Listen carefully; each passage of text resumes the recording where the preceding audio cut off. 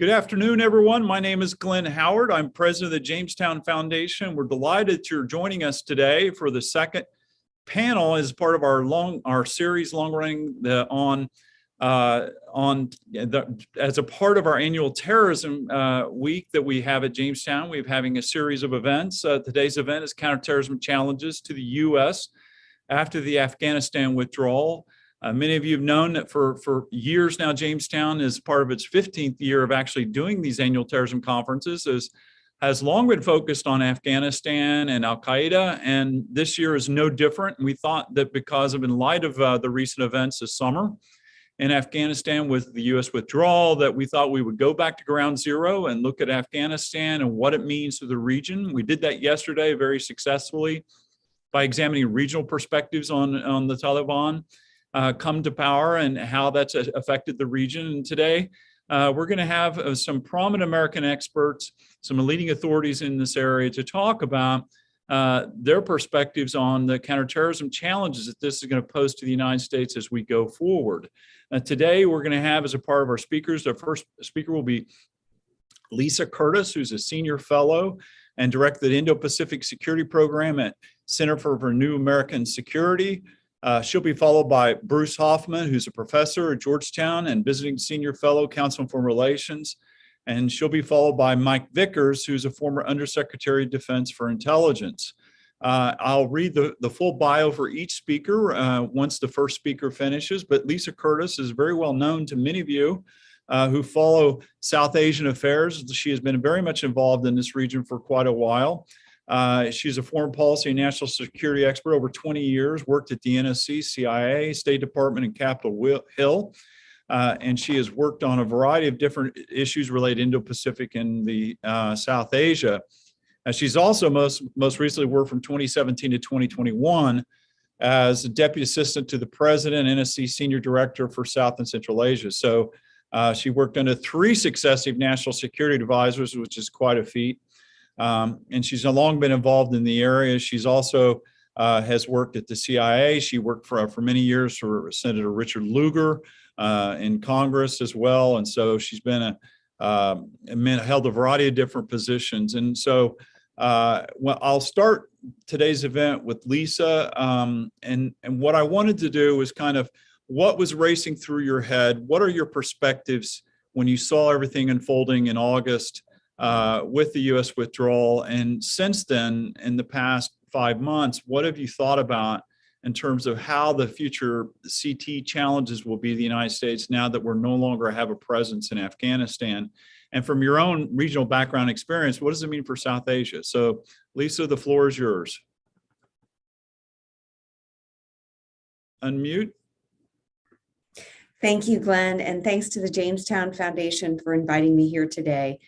So when you ask, what was going through my mind on August 15th and the days after, it's really hard to describe. Having spent, the last 20 years of my career focused on Afghanistan, this was quite a horrific time for so many of us. Of course, not as horrific for the Afghan people, but I know many of us were involved in efforts trying to help Afghans get out, get to safety, resettle in the United States, still involved in those efforts, still helping Afghans who are resettling here. In fact, CNAS has been able to bring on a consultancy basis an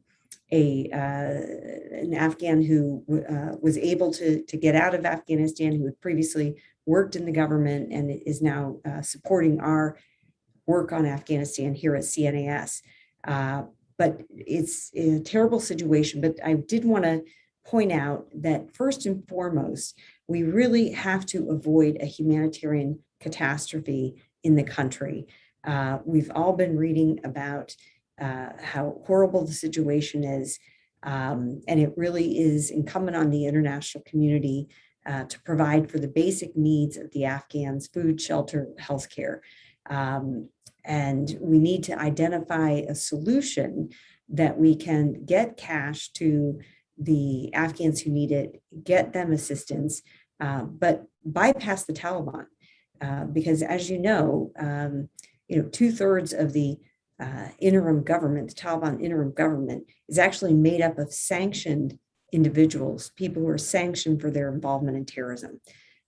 So when we talk about the humanitarian crisis, the answer is not to simply release the $9 billion in foreign reserves that the United States has frozen since the Taliban took power. That's not the solution. But we do need to find a way to establish a humanitarian financial corridor that we can get the assistance to the people who need it. So the elevation within the Taliban of the Haqqani network demonstrates that hardliners are in the ascendance, and the Taliban is unlikely to break ties with terrorists anytime soon. This is particularly worrisome in terms of terrorism trends that we're likely to see in the country. And the fact that somebody like Khalil Haqqani is refugees minister just tells you how bad the situation is. Here we are, we're worried about foreign terrorist fighters flocking back to Afghanistan.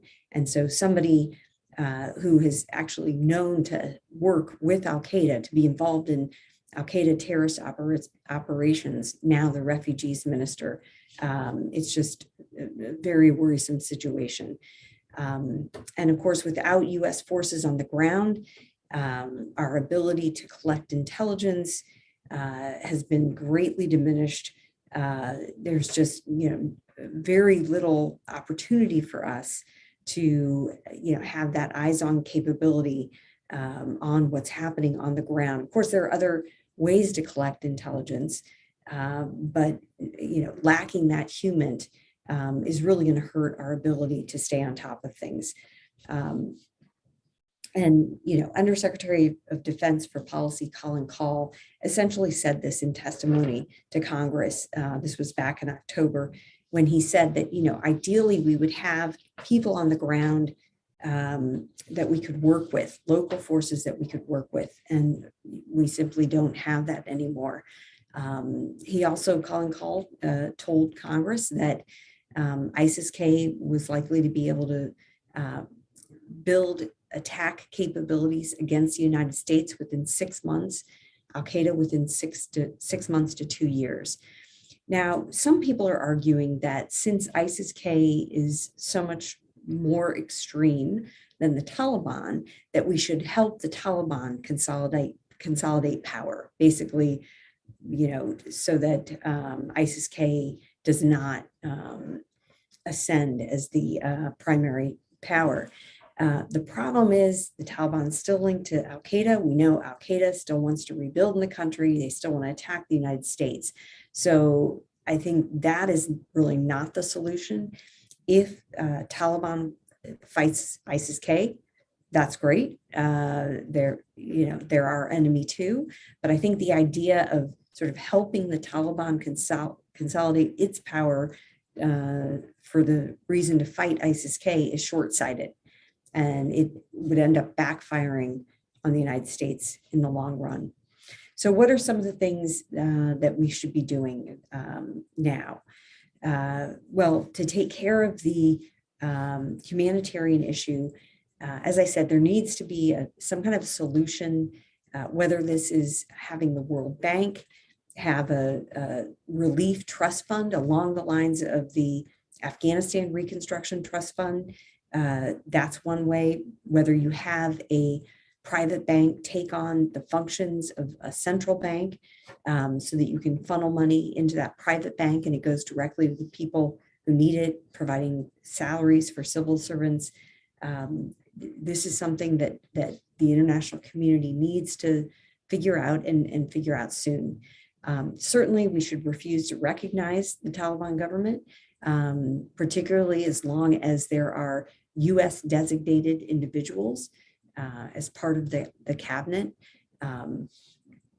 I think we should be working with like-minded countries, European countries, even India, to determine our engagement strategy so that we can put forward a sort of coordinated roadmap for trying to influence Taliban policies, both on human rights, but also with regard to terrorism. That's really our best chance for being able to potentially influence Taliban behavior, is if we work with other like-minded countries. Certainly, we need to maintain Treasury Department sanctions on individuals deemed to have been involved in terrorist acts. And we should engage more with the Central Asian countries.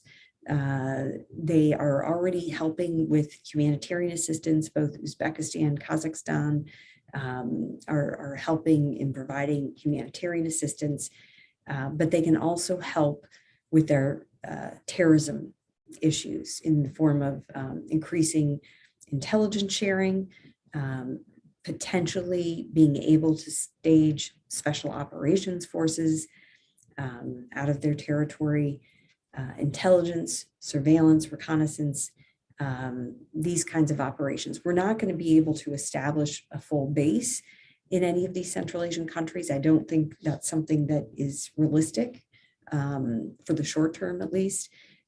So, in that case, I think we will need to continue to rely on Pakistani airspace for our drone operations, which will, any lethal drone operations would most likely have to be staged out of the Middle East.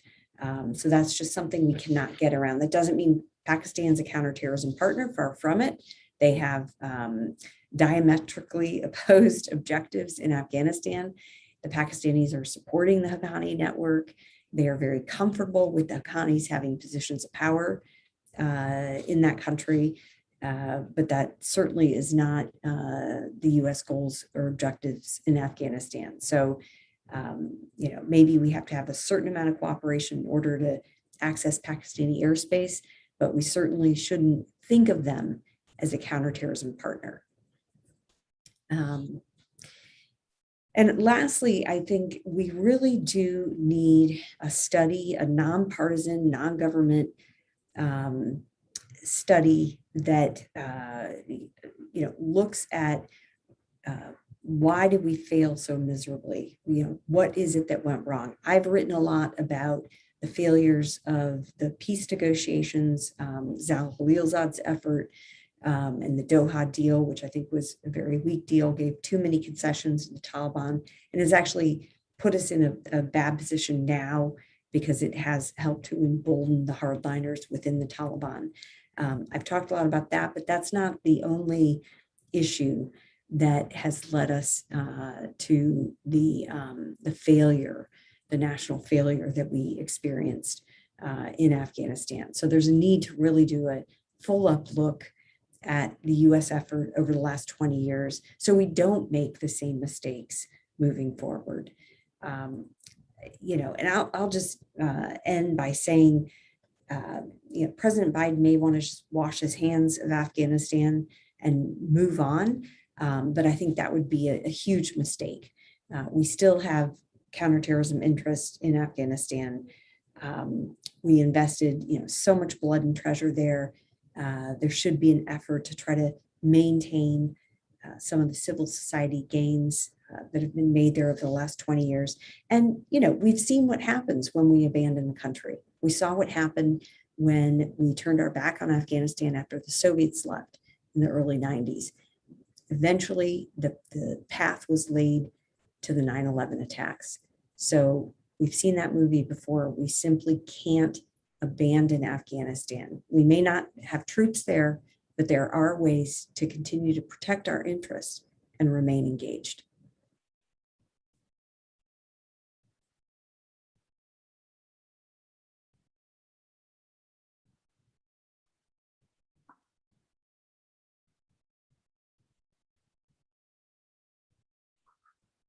Yeah, sorry. I had trouble finding the unmute key. Thank you very much, Lisa, for all these recommendations and kind of insights on what you found. And I will come back to that in a question and answer session to kind of share what gains may survive in Afghanistan, what may not survive. Our next speaker is somebody that I've been doing this with for 15 years. It's an honor to have him back for the 15th round. We started doing these annual terrorism conferences a long time ago. Many of you are familiar with Bruce Hoffman, but those who aren't, he's a professor at Georgetown University, at the Georgetown University's Wall School of Foreign Service, where he directs the Center for Jewish Civilization. He's been studying terrorism and insurgency for over 4 decades. He's also the Shelby Cullum and Catherine Davis Senior Fellow for Counterterrorism and Homeland Security at the Council of Foreign Relations.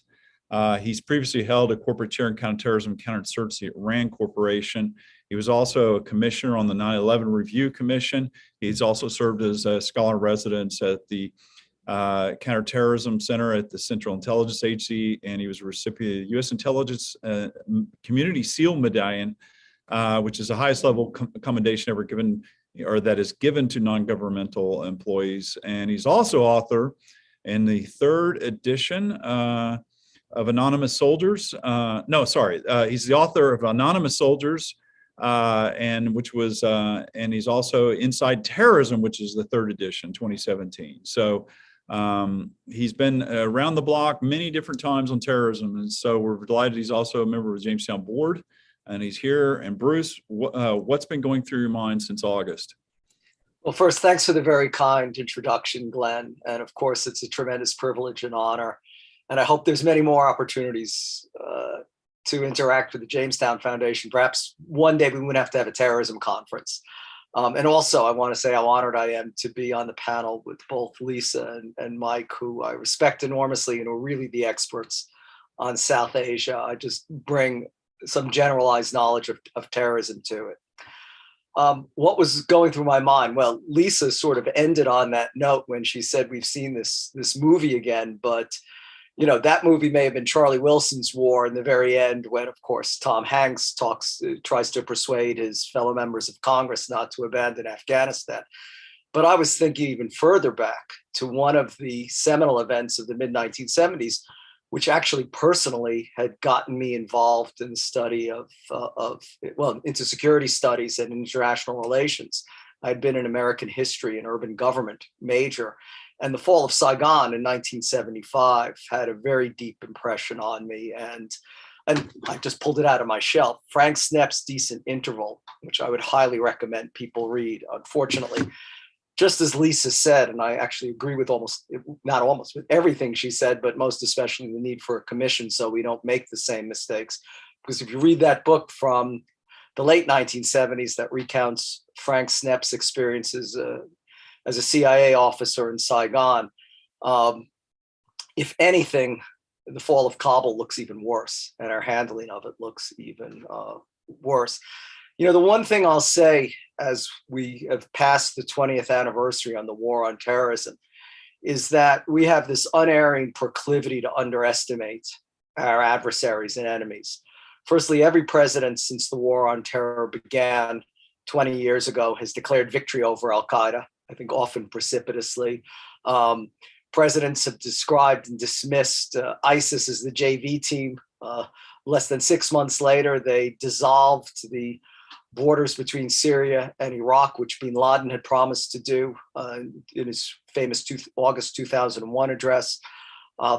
So I think in this period of quiescence, while everyone thinks that we've put terrorism in the rearview mirror, we really have to think hard about the consequences of what unfolded in Afghanistan throughout the summer and certainly in recent months.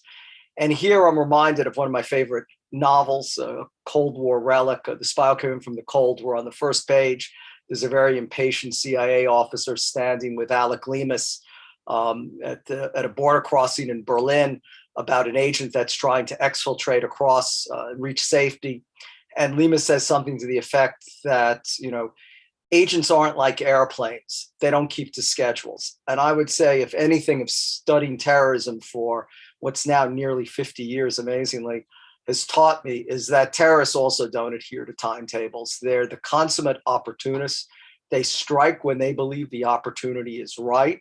The most effective and professional terrorists, as we saw with the tragedy on 9/11, are those that are immensely patient and take time to ensure their preparations. So even though we've entered into this period of quiescence with the Taliban's victory in Afghanistan, and we don't see terrorism surfacing throughout the world or attacks directed at the United States, one of the dangers throughout history is becoming too complacent. And as we become complacent, or as we become distracted or preoccupied with other threats, allowing terrorists that window of opportunity to strike. So one thing I think we should avoid underestimating our adversaries or precipitously declaring victory, even though we've done both for the past 20 years. Secondly, throughout the intelligence community, the former acting director of the Central Intelligence Agency, Mike Morrell, as Lisa described, I mean, virtually everyone is in agreement that within some period of time, whether at one point it was optimistically 2 years plus, it's now been rolled back to 18 months to even 6 months, that these terrorist groups having a sanctuary and safe haven in Afghanistan will be able to constitute an international terrorist threat, certainly a regional one, but also one that I think will be transnational. Whether, you know, the metric of a terrorist attack has the global reach to attack in the United States is the right metric to assess this, I'm less certain about. I think that a rising terrorism threat in South Asia would have a tremendously destabilizing capability. Unfortunately, throughout the war on terror, we often have very short memories, but of course, in December 2001 and November 2008, India and Pakistan were nearly driven to the brink of warfare and perhaps to a nuclear exchange because of the provocation of terrorist incidents emanating from Pakistan, not by Al-Qaeda, but with groups within the Al-Qaeda universe, or at least share their general worldview. In terms of whether we have the over the horizon capability, well, firstly, the tragic deaths of that Afghan family that unfolded within days of the suicide attack against Kabul International Airport, I think raises serious concerns that we have those capabilities. I'll leverage off of something that Lisa said. I mean, gosh, we don't even know, or at least until Undersecretary Call testified before the Senate in October, we had no clear picture of how many American citizens were left behind in Afghanistan. So gosh, I mean, if we can't get the number of American citizens that were there right, and we were told grievously under very low numbers in August and September, and it's now revealed it's in the thousands, one has to really seriously wonder, with our withdrawal from Afghanistan, now that we are in the dark there, that we have to rely on some local allies for our intelligence in that region. I mean, just how effective that over the horizon threat will be. I mean, just prima facie, we know that every single terrorist that had been imprisoned in recent years in Afghanistan was set free in the weeks leading up to the fall of Kabul, including one individual who then subsequently was able to rejoin ISIS-K and carried out the suicide attack at Kabul International Airport on August 29th. So in addition to the many luminaries that Lisa talked about who have senior positions within the Taliban government, who are also sanctioned individuals, I mean, we're in the thousands of hardcore terrorists, whose time in imprisonment has not moderated their views or their hatred of the United States and those who the United States supported. So that is yet another, I think, enormous problem. Also, too, what struck me in terms of our general memory loss is we've seemed to have forgotten the ideology that animates many of these groups. Perhaps not the Taliban, but certainly Al-Qaeda and many of its closest associates in South Asia. I mean, in their ideology, which in essence leverages off of Abdullah Azzam, who had such a seminal role in events in Afghanistan 40 years ago, I mean, sees themselves in perpetual warfare against the West, sees the West and the United States in particular as predatory, aggressive powers, despite our protestations over the past 20 years, who are indisputably waging a war against Islam. They are hardly going to lay down their arms now and conclude because the Taliban has reconquered Afghanistan that the war is over. I think rather we're going to see the opposite.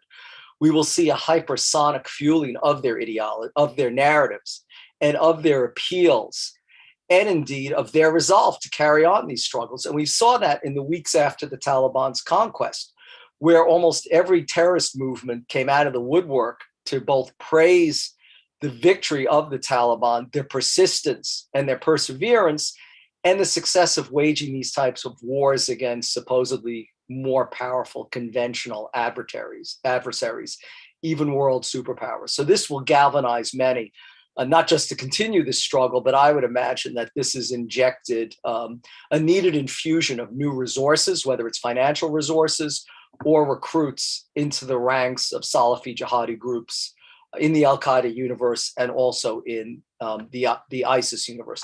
It certainly has played into ISIS's narrative. I mean, ISIS was not receding into the background, certainly after its defeat in Syria and Iraq and the destruction of its caliphate, but its star seemed to be falling.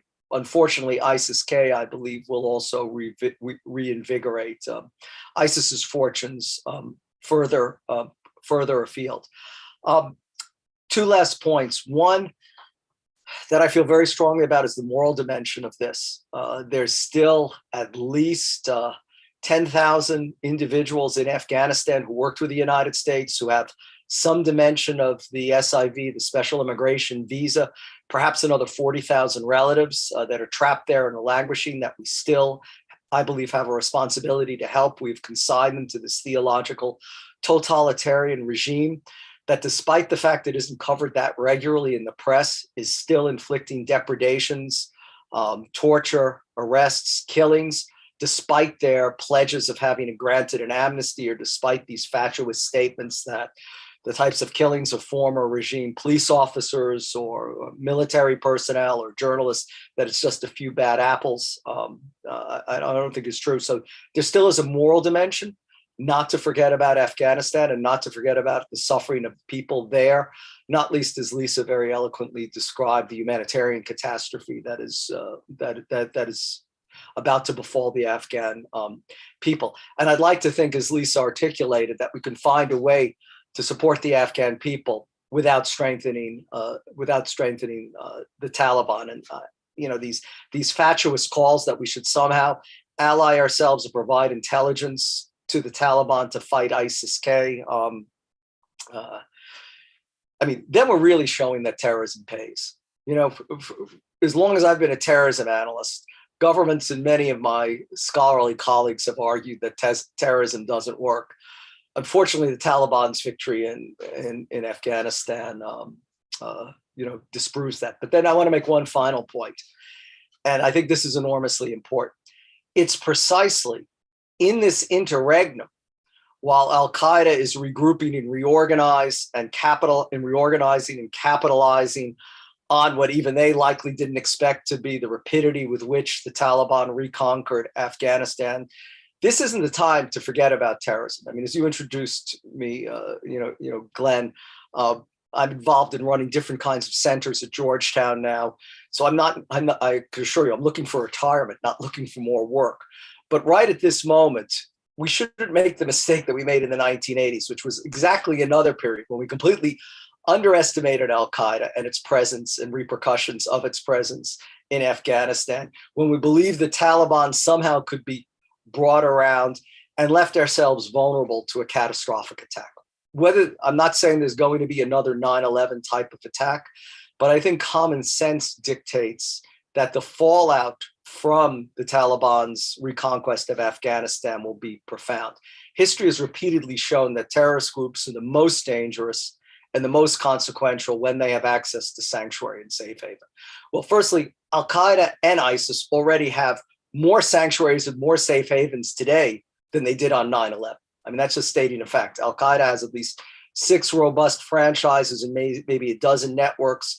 According to the 2018 US National Counter-Terrorism Strategy, even 3 years ago, ISIS had about 8 branches and 24 networks. So they already have plenty of sanctuary and safe haven, but having their own emirate, their own state now in Afghanistan, I think will infuse them with a newfound momentum. I hope I'm wrong, but of course, the best preparations are ones that anticipate future threats and can meet those challenges. So we shouldn't just forget about terrorism. I realize that's enormously challenging. Unlike 20 years ago, we don't have one enemy in one place, which was Al-Qaeda, essentially in Afghanistan.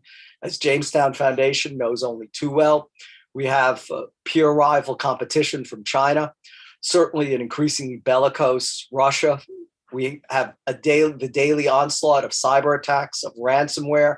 We're still suffering through this global pandemic, climate change. I mean, we're certainly much more preoccupied and distracted than we were 20 years ago. But that also doesn't mean that terrorism has ceased to be a threat. And if anything, I would argue we will see in the coming years that it will have gained momentum, an infusion of new support and new recruits as a result of the recent events in Afghanistan.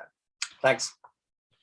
Thank you very much, Bruce, for that kind of retrospective view on the lessons we need to learn and what we forgot in the 80s. And we'll come back to revisit that, some questions. You're already getting some questions from people online. We'll be sure to get to that after this event or after our next speaker. And it's a great pleasure for me to introduce another Jamestown board member, Mike Vickers. And Mike is, I don't know what's more astonishing in his CV to read. You know, the fact that he oversaw as director of intelligence 180,000 people working in the Pentagon and for DOD. That is when I think about what I have to do at Jamestown on a daily basis, it pales in comparison to what Mike had to do. But for those of you who have not followed Mike in his career, he's been involved in the U.S. government. He was former director, undersecretary of intelligence, undersecretary of defense for intelligence from 2011 to 2015. He's received the highest awards in the country on intelligence and defense, including the Presidential National Security Medal. He has a PhD from Johns Hopkins, MBA from the Wharton School, and a BA from University of Alabama at Roll Tide. He's done a lot in this area, and he's been involved in Afghanistan for quite a while. And I tell you, if I ever wanted to sit down and just talk to him for hours at length, not all of us could have that great opportunity. But next December and fall of 2022, you, instead of talking to him, you can read all about it in his memoir that's coming out through Penguin. Knopf Penguin Random House is coming out, and the title of the book of his memoir is By All Means Available. So I really want to encourage everyone, perhaps in next year when we have our terrorism conference, you'll be able to buy a copy. Hopefully we'll be able to meet in person. But I certainly think that Mike's career has spanned a long time in Afghanistan, and I apologize for the long introduction, but he certainly has been involved with Afghanistan since his early years in the CIA. So I'm sure many of you are familiar with Charlie Wilson's War and the young analyst portrayed in that film. That was Mike Vickers. So I will turn the floor over to Mike. Mike, I'm sure you've had aside from your reminiscing about shelling Bagram Air Base in the days of the Soviet period, I'm sure you've thought about other things in Afghanistan recently. And what has gone through your mind in the past 5 months since we left? And what are the CT challenges really keep you up at night and that worry you?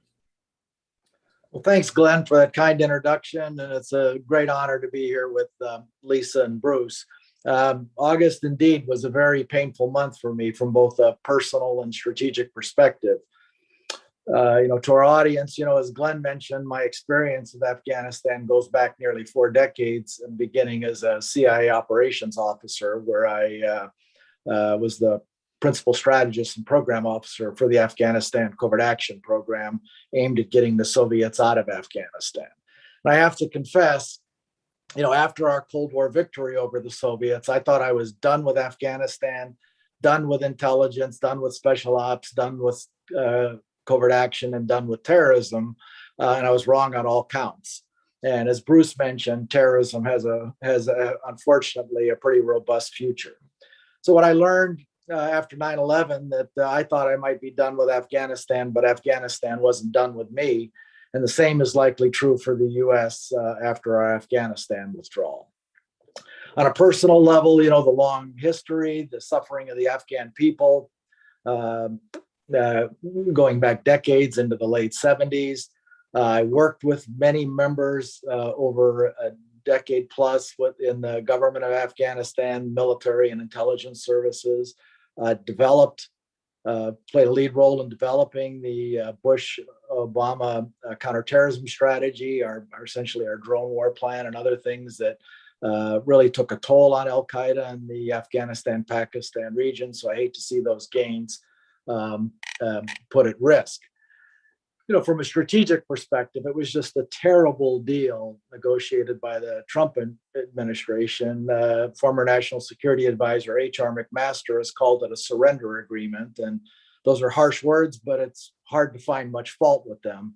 And then it was implemented by the Biden administration. Like Ryan Crocker and a lot of my Afghan hand colleagues and others, it was just a major strategic blunder. Why we chose defeat over an economy of forced stalemate, is beyond me. So in my remaining comments, I'm going to reinforce many made by Lisa and Bruce, so it'll sound familiar. So first, let me talk about sanctuaries and reconstitution, and then turn to counterterrorism strategy and some concerns I have about the direction of our strategy.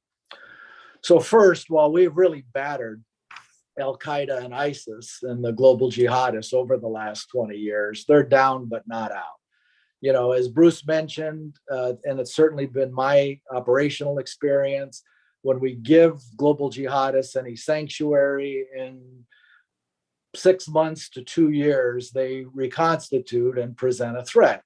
And the 5,000 terrorists that were released that Bruce mentioned will certainly help accelerate that, as well as the many terrorist groups that Pakistan sponsors as well, that are kindred spirits with Al-Qaeda and others. Bruce mentioned that it was a great shot in the arm, our defeat in Afghanistan, for the global jihadist movement. Bruce knows this better than anyone, but the origins of Al-Qaeda were in 1988. They were essentially, we called them Afghan Arabs. They were combat voyeurs in the Pakistan border region, but they got a big shot in the arm from what they saw as the defeat of one superpower and embarked on trying to defeat the sole remaining one.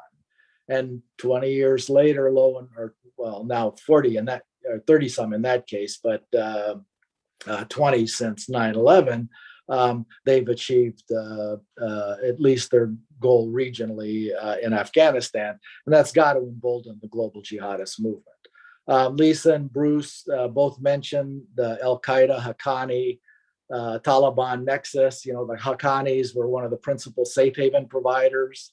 In addition to being an insurgent group in Afghanistan, they were a major safe haven provider for Al-Qaeda in North Waziristan, and Pakistan Taliban being another one in the federally administered tribal areas. Bruce mentioned the failed state of Afghanistan and like flashbacks to the 90s. Afghanistan's got to be in a race with Yemen right now for who's got the biggest failed state in the world.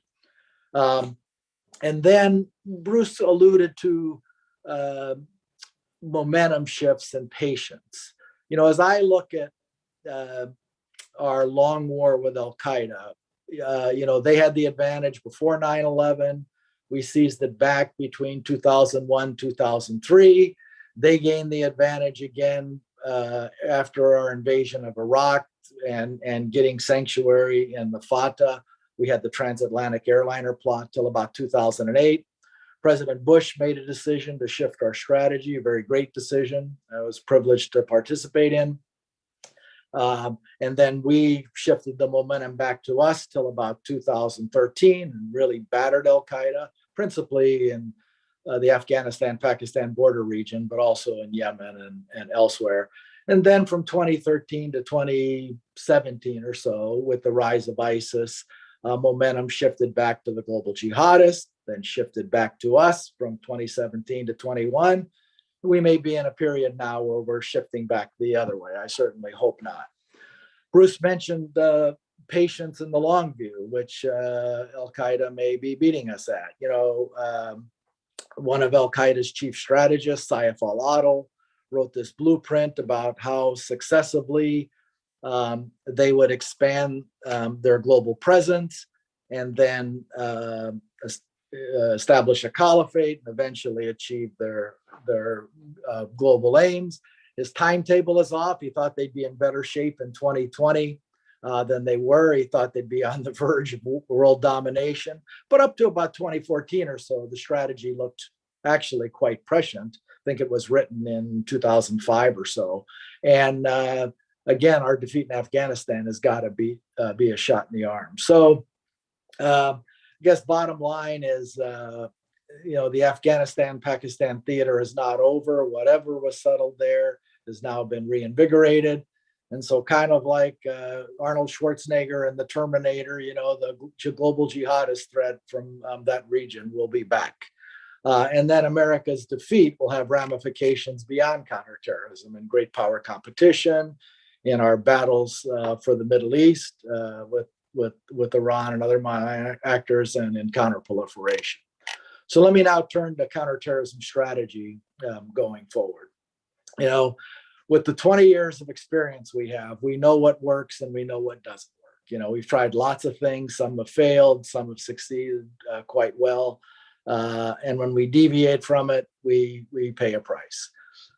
Fundamentally, it's an intelligence and security war.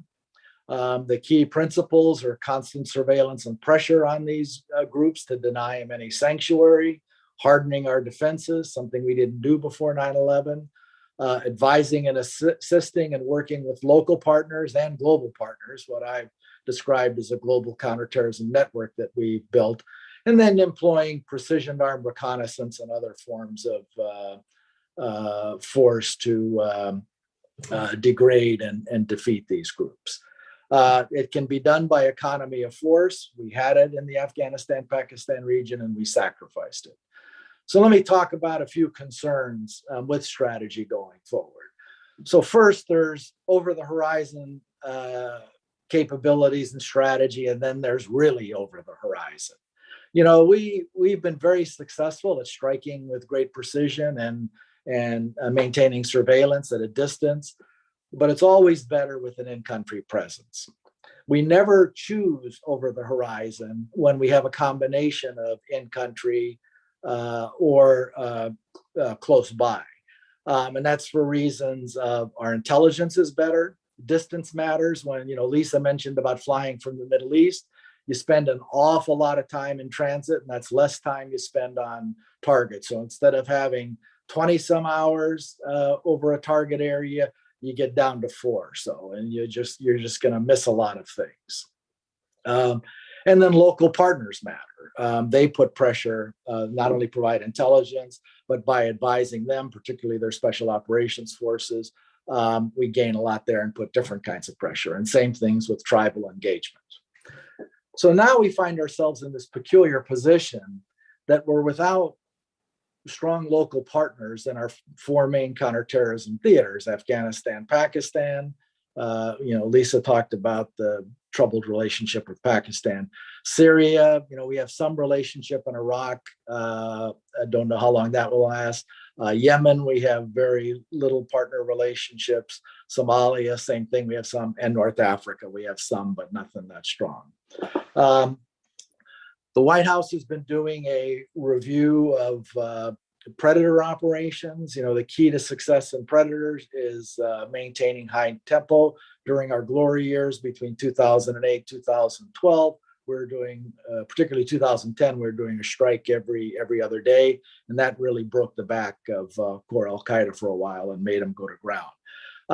When we've taken our foot off the gas in that area and put a lot of restrictions on or reduced that tempo, the threats gathered, as they did when they posed a great threat to our embassy in Sana'a in 2013 and other things I could cite. So that could make our over the horizon capabilities actually worse.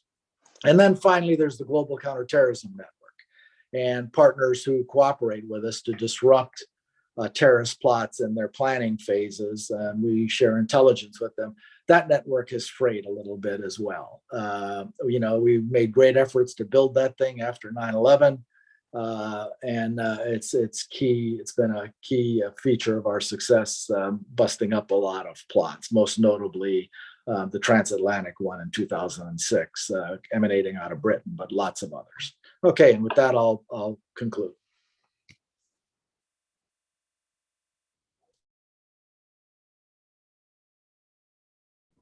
Thank you. You raise up a lot of points, and I guess that one of the lingering questions is going to be about the in-country is whether in-country was always still be the best, or whether the over the horizon will be able to help us manage this. And And I have to, and we're getting a lot of questions here from the audience, and every now and then you see people in the audience, and that you have, from doing this thing for 15 years, I have to call upon a question raised by Didier Larosse, who's from Agence France Presse, who has been, if I remember correctly, he came to the very first terrorism conference at Jamestown 15 years ago, and he pointed out every year when he was coming to our conferences that he was always asking questions, and he was always coming to the conferences. So, and he would travel all the way from France.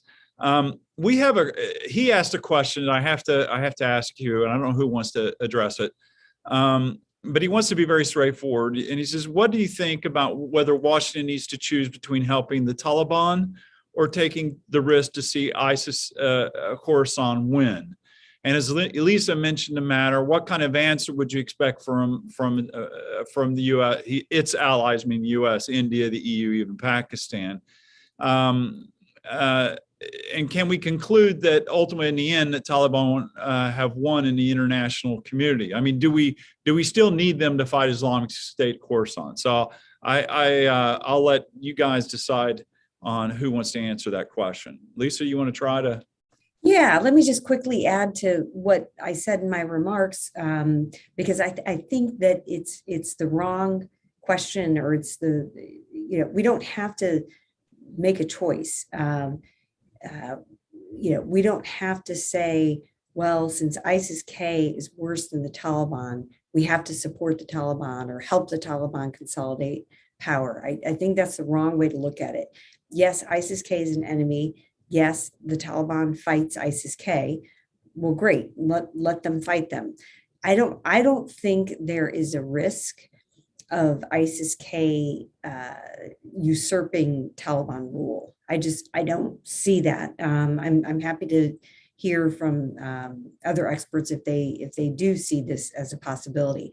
I think it is a challenge for the Taliban and will remain so, but I don't see ISIS-K being able to pose the threat to the extent that they are able to kind of overthrow Taliban rule. I just don't see that happening.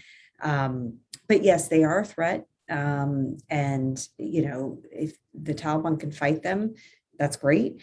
We have to keep an eye on them. We may have to, employ over the horizon operations at some point if a threat builds and becomes imminent for the United States. But for the time being, I'm just not one to support this idea that, since ISIS-K is so much worse than the Taliban, we have to help the Taliban consolidate power. We have to help the Taliban, because I just don't think that ISIS-K has, at least now, from what I can see, has the ability to take power in Afghanistan, to sort of overrun the Taliban. Their threat, yes, they're a threat to us, they're a threat to the Taliban, but I don't think they're going to overrun the country anytime soon. Bruce, Mike, you. Well, I agree completely with Lisa. They're not a threat that they're going to somehow overthrow the Taliban anytime soon. And I think that, let's put aside my skepticism of the horizon capability, but let's see. I think we could probably handle a threat that ISIS-K poses to the United States. Even though I have that skepticism, I think we still can address that pretty effectively.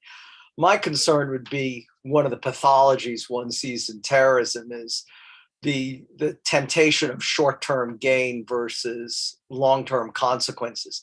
Al-Qaeda for years now, since the rise of ISIS, has been selling itself as, and this is their terminology, quote unquote, moderate extremists, as a more palatable or acceptable movement than ISIS. I mean, supporting the Taliban and by extension Al-Qaeda, given how we've heard the interconnected the Haqqani network is with the Taliban and how interconnected Al-Qaeda is with the Haqqani network. I mean, we would just be validating that. And I think in the long term, it would have just disastrous consequences, profound destabilizing effect on the region, and also further afield. So I believe that any threats from ISIS-K, again, my skepticism aside on an over-the-horizon capability, I think, would be infinitely preferable than climbing into bed with the Taliban in this respect. We've got a question from the audience. I guess everyone is kind of, I think Lisa and both Bruce were talking about helping some of the Afghans that remain behind. But we've also had a lot of involvement of asylum seekers who have come to the U.S., and some of them have been involved in terrorist activities and are now have come to the U.S. Do you think that will hamper some of our counterterrorism strategies with some of these people that we didn't vet correctly in coming over to the U.S.? Does anybody have any concerns about that? Well, look, I think the vetting process is extremely important.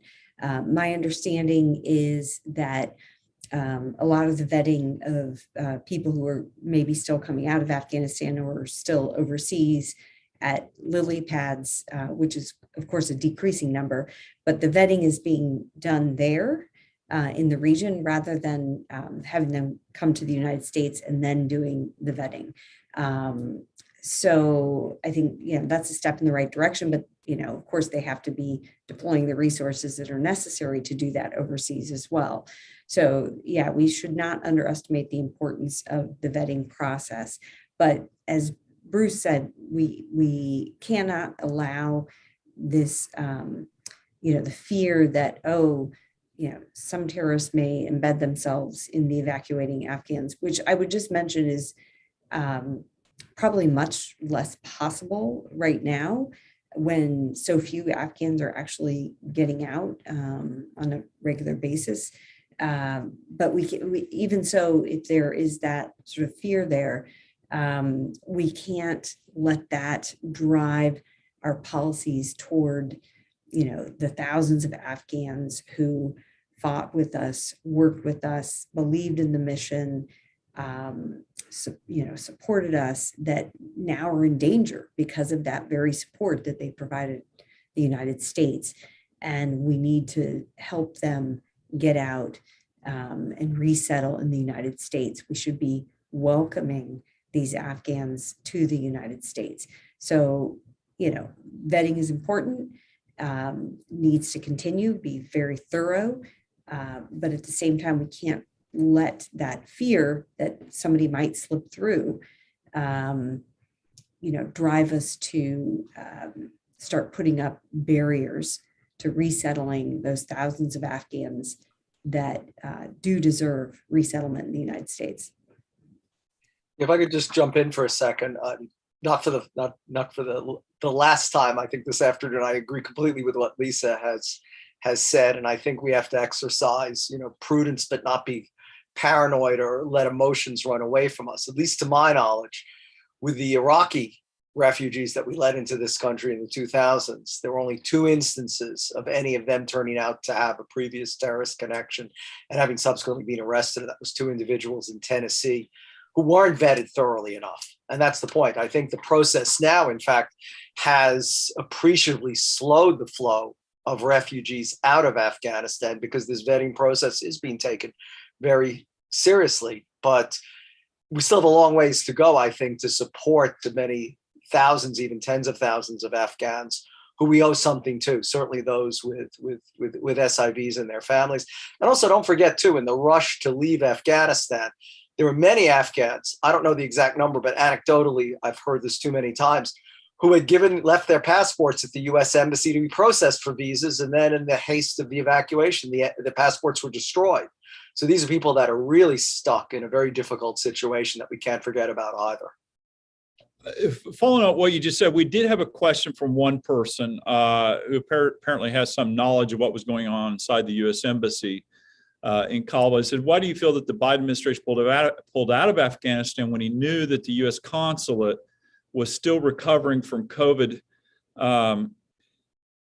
isolation? Many officers were sick, the passport division and many of the services were shut down. Do you have any inside knowledge? Did you hear anything about what was going on at the embassy? Were any embassy members actually left behind as a result of the quick pullout? Can you comment on that at all? And is there any percentage of Americans you might even know that are still behind in Afghanistan, aside from the embassy staff? Is that something you would know? Well, my information was that all of the embassy staff were evacuated. All of those who wanted to leave were able to do so.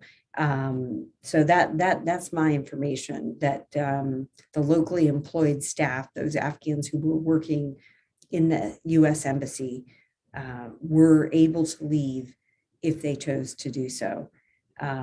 The Americans that are still there, I think it's a complicated issue. Again, they're the priority that the U.S. government is focused on getting out, but there's complicated cases of, U.S. citizens being married to non-citizens or having different status. Maybe some don't want to leave, or they're not sure, or their minds change from day to day.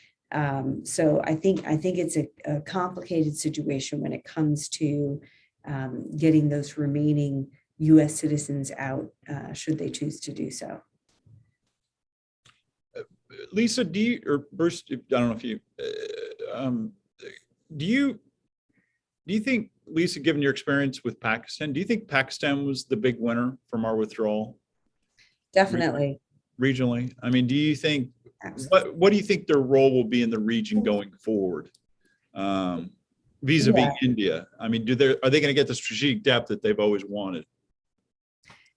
Well, okay, this is a nuanced answer. So I think in the short term, Pakistan probably feels that it has won. The people that it wants in power are there, and that it feels can protect its interests, keeping India out. The Pakistanis can rely on the Haqqanis to keep India out of Afghanistan. And of course, there were several attacks on the Indian embassy as well as their consulates in Afghanistan by the Haqqani network when they had people in Afghanistan. But I really don't think Pakistan has won, because I think that having the Taliban in power across the border is going to inspire the TTP and other extremists who attack the Pakistani state. So I think it's going to backfire on them. I think Pakistan's future lies in trying to, find some kind of modus vivendi with India and focusing more on building up its own economy and its own human resources, rather than relying on terrorist proxies to try to establish its regional influence and power. So I don't think Pakistan's policy of supporting the Haqqanis and the likes of the Haqqanis in Afghanistan is helping any country. I think it's a very harmful policy, and I think the rest of the regional countries should recognize that and not try to put pressure or isolate Pakistan to step away from those kinds of policies. I don't think we should buy into the Pakistani narrative. We know that the Pakistanis have pursued policies in Afghanistan detrimental to the United States and other countries as well. And unfortunately, they seem to be trying to stick with those policies. But I think it's going to end up backfiring on them. But at the same time, we still need Pakistan for its airspace. To, as you mentioned in your opening statement, that we still rely on them for the drones to cross over and for airspace, getting back and forth. I mean, if we want to conduct an airstrike or do something, in that aspect, they're still kind of a partner in some ways, right? Yeah, I don't know that I would even call them a partner. If we want to fly a drone from the Middle East, our only option is crossing Pakistani airspace. So to the extent that we want to do that, yes, we would need to rely on Pakistani airspace. But again, I don't think that means that we need to bend over backwards or start large scale military assistance again to Pakistan, because the juice is not worth the squeeze. We're not going to get enough. Using their airspace will get us something, but I don't think it merits providing them a great deal of military assistance, which could actually go toward the Taliban and some of their policies. So I think we have to be very realistic, and the relationship with Pakistan should be commensurate to what we're getting out of it, and what how it serves United States interests. Mike, any thoughts on Pakistan? You've had a long career involving with Pakistan. Well, sure. I mean, our interests were far more aligned in the 1980s, but one of the reasons we used them against the Soviets is because everywhere else you looked, it was either the Soviet Union or Iran, bordering Afghanistan, and so they hold some important real estate. They did help us after 9/11 till about 2003. We arrested a lot of Al-Qaeda leaders in the settled areas of Pakistan. They had a pretty cooperative role up until about 2011. It decreased a bit over time, but and then our interests were already diverging, but they just diverged even more sharply. And it's there's just not much left of the relationship. People call them frenemy. I don't know what the right term is, but as Lisa said, it's certainly not a full partner. And certainly you're not a partner when you're sponsoring groups that are killing Americans. But I don't see their policy changing, honestly. I think they can maintain control in Pakistan against these groups, and they've got the folks in power they want in Afghanistan. Well, we have a question from the audience asking about the elephant in the room and who will benefit from our withdrawal, and that's concerning China. And the question is that whether the rise of China and the withdrawal of the U.S. and its allies from Afghanistan, will that complicate the counterterrorism strategies of the U.S.?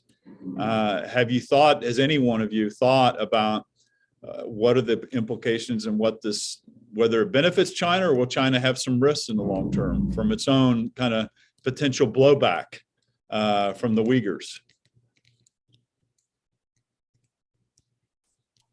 Well, as a non-China, non-Asia, much less Southeast Asia specialist, I mean, we often forget that Afghanistan has a common border with China, and probably if anyone benefited from the U.S. military presence and support of the Afghan government, it was China, because they didn't have to worry about any threats precisely as you described, Glenn, over their mistreatment of the Uyghurs and serial depredations against them. So I don't see them necessarily as being a big beneficiary. I think they're going to have to worry much more. And we've already seen this, at least in Pakistan, that there's been at least a modest increase in attacks against Chinese workers from various Islamist factions there.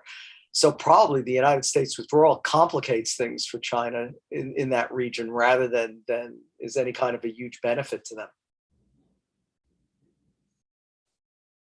Mike? Are you? Yeah, sure. So one, I think there's the Chinese have been emphasizing the last several years that the U.S. is in terminal decline and that the future belongs to China. And I think, our defeat and bungled withdrawal in Afghanistan, certainly reinforces that theme in their mind. Chinese interests in Afghanistan have been mostly economic, a copper mine. They're interested, Afghanistan may have significant lithium deposits, which would be very important for electric vehicles, batteries for electric vehicles. but as Bruce said, they have a security issue. So I don't see too many outside powers. Lisa mentioned Qatar with financial assistance, and of course Pakistan with the strong ties to the group. But I don't see many others that would come in a big way, China included. So I think it's really one piece on the global chessboard, but it's certainly not strengthening the U.S. hand, that's for sure. I mean, like, again, if you weigh the calculus that we're now free to engage China more aggressively, I don't buy, and that Afghanistan had us bogged down. Again, the argument that China would like nothing better than to have us tied down in Afghanistan. Well, I'm sure they're not crying about the way we left Afghanistan and the damage it did to the United States. So, I think it's looking pretty good from their perspective. Bruce, in your discussion, you've talked about the important role of ideology, and you highlight the point that there are sanctuaries. And today, there are other areas of the world where there are sanctuaries. What makes Afghanistan so much different in terms of ideology and sanctuaries? Because you can argue that there's sanctuaries in West Africa or in East Africa, and there are in northern Iraq, Diyala province. Many people saying that ISIS is reconstituting itself there. Syria. So what makes it so Afghanistan so much different in terms of the sanctuaries that exist in the world?